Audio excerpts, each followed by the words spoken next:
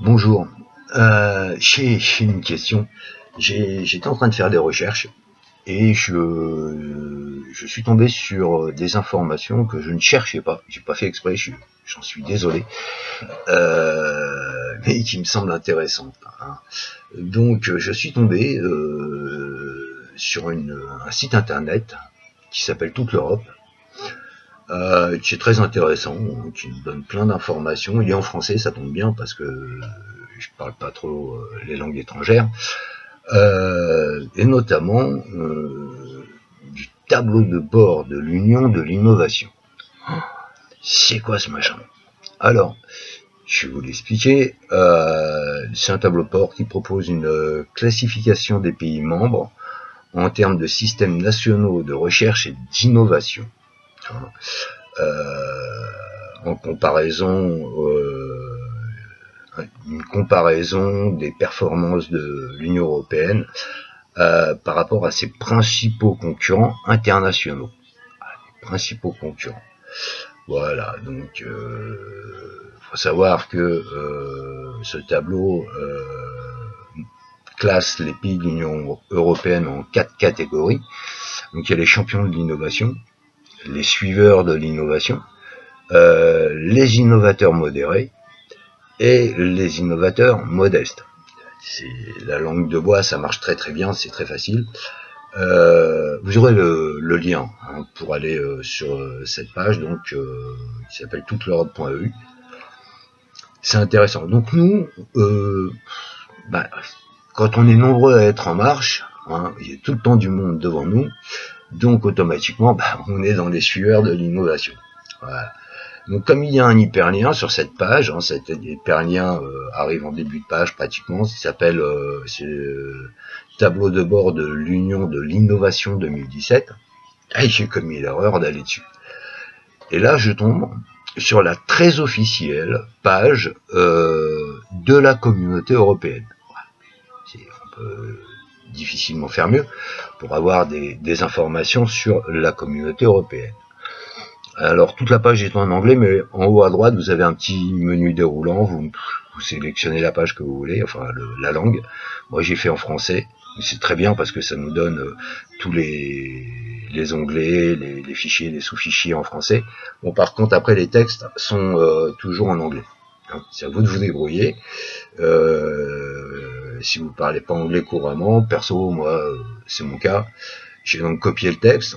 Et je l'ai croisé avec deux outils de traduction. Je l'ai copié dans Word et j'ai utilisé l'outil de traduction Word, et je l'ai copié dans Reverso, le site Reverso qui propose des traductions aussi. J'ai croisé les deux, voilà, donc ça a donné le texte que vous verrez qui sera en dessous. C'est voilà.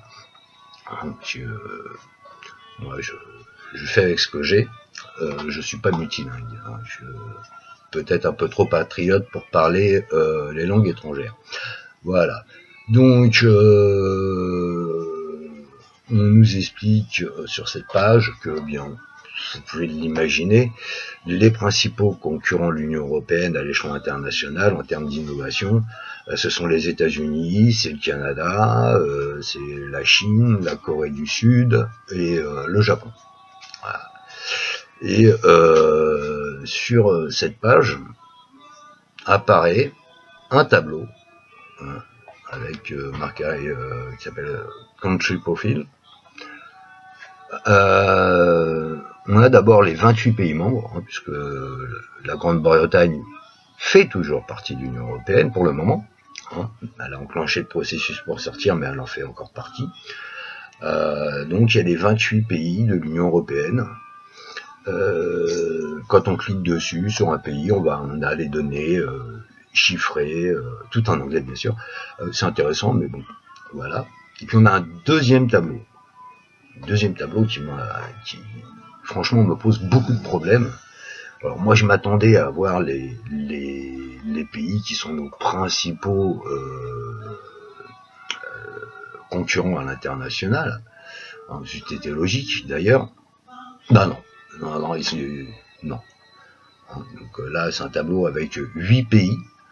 De la même manière, vous cliquez dessus, vous avez les mêmes informations pour les pays de l'Union. Sur ces 8 pays, on trouve 6 pays européens. Alors, est-ce qu'on veut regarder ce qui se passe en Europe et en dehors de l'Union européenne? Moi, je veux bien, ce serait logique. Je comprends pas pourquoi 6 pays, parce que en Europe, je crois qu'il y a 50 pays, donc si je fais 50 moins 28, il devrait y avoir 32 pays. Là, on en a que 6. Je sais pas. Je vois pas l'utilité. Et puis apparaissent 2 pays quand même, donc qui ne sont pas partie de l'Union européenne ni de l'Europe et ni de nos concurrents principaux. C'est la Turquie, hein, qui frappe à la porte depuis très longtemps, et Israël.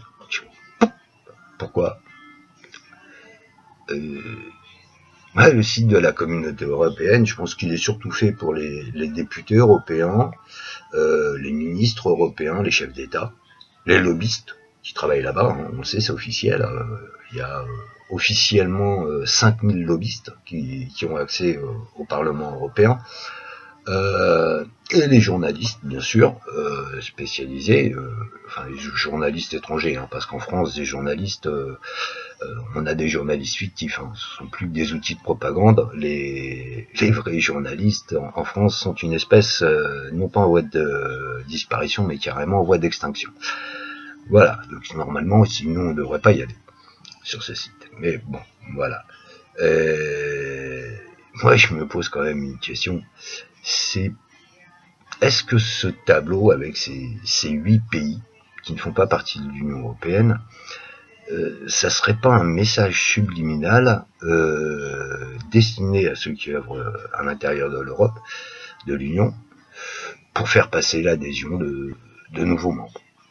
Après tout, on a Macron qui nous a expliqué qu'il fallait plus d'Europe, donc ça rentre dans sa ligne de conduite. Voilà, je sais pas. Je comprends pas. Donc si vous avez du monde au sein qui travaille au sein de l'Union, j'aimerais avoir les réponses parce que je comprends rien du tout. C'est con.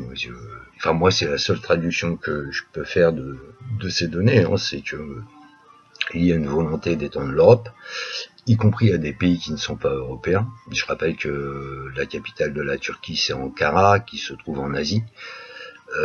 Bizarrement, on pourrait y mettre Moscou, puisque Moscou est en Europe, hein, donc on pourrait mettre la Russie, mais on ne fait pas. Voilà. Moi, j'ai quand même l'association que depuis longtemps, on nous la met sans vasine, il n'y a plus, c'est pas utile. Hein. Mais là, j'ai l'impression qu'ils vont nous la mettre avec de la RSA, ça risque de piquer un peu des yeux. Voilà. Donc si vous avez des infos, hein, n'hésitez surtout pas à les mettre, parce que moi je suis quand même vachement intrigué par cette histoire, et j'ai bien la sensation que sans nous consulter, il y a des choses qui se préparent. C'est la démocratie européenne, il n'y a pas de consultation, et on va se la prendre profonde, hein, puisque depuis l'Europe des 6, à chaque fois que l'Europe a évolué, en fait elle a régressé, elle a juste évolué dans ses territoires. Voilà, je vous souhaite une bonne journée, de bonnes vacances, et je vous dis à bientôt.